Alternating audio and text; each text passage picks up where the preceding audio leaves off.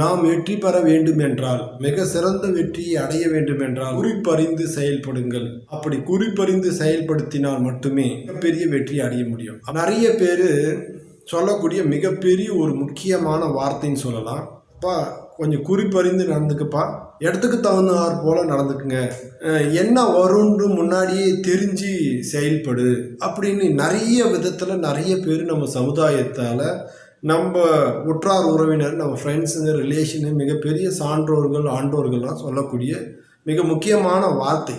இதில் மிகப்பெரிய கருத்து, மிகப்பெரிய வெற்றிக்கு உண்டான ஃபார்முலா அடங்கியிருக்கிறது. எந்த இடத்தில் என்ன செய்ய வேண்டும், என்ன பேச வேண்டும்.